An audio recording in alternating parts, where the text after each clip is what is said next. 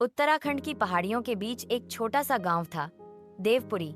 इस गांव की सबसे खौफनाक चीज थी जंगल के अंदर स्थित एक पुराना महल, जिसे लोग शापित खंडहर कहते थे। कहा जाता था कि वहां एक रानी की आत्मा रहती है जो हर पूर्णिमा की रात किसी न किसी को बुला लेती है। गांव में किसी की हिम्मत नहीं थी उस खंडहर के पास जाने की, परंतु शहर से आए 4 दोस्तों आरव, कृतिका, मोहित और सान्या को इन कहानियों पर विश्वास नहीं था। वे गांव घूमने आए थे और जब इस खंडहर की बात सुनी तो उत्साहित हो उठे। आरव बोला, ये सब मनगढ़ंत बातें हैं, क्यों ना खुद जाकर देखें कि असली माजरा क्या है।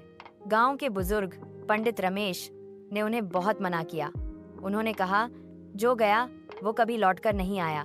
उस खंडहर में रानी चंद्रप्रभा की आत्मा भटकती है, लेकिन युवाओं को डर कहाँ लगता है। उन्होंने उसी रात खंडहर में जाने का फैसला कर लिया। रात के 11 बजे चारों अपने कैमरे और टॉर्च लेकर घने जंगल की ओर निकले। पेड़ों की सरसराहट और अजीब सी चुप्पी माहौल को डरावना बना रही थी। करीब आधे घंटे की चढ़ाई के बाद वे उस खंडहर के सामने खड़े थे।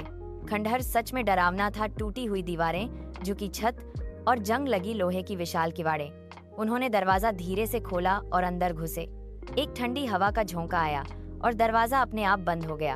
अंदर बहुत अजीब सी बदबू थी, सड़ी हुई धूप, लोबान और कुछ ऐसा जिसे वे पहचान नहीं पाए।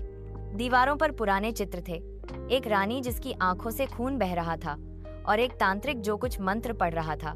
सान्या ने फुसफुसाकर कहा, मुझे ये जगह ठीक नहीं लग रही, चलो वापस चलते हैं। पर तभी एक जोरदार आवाज आई, अब लौटना संभव नहीं। चारों चौंक गए।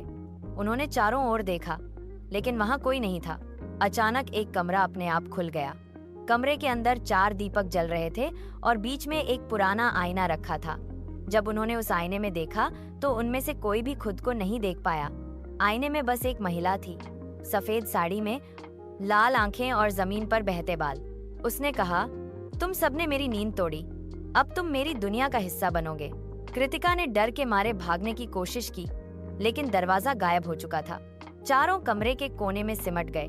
तभी मोहित को दीवार पर एक श्लोक लिखा दिखा, शुद्ध चित्त और पश्चाताप से ही शाप मुक्त होता है।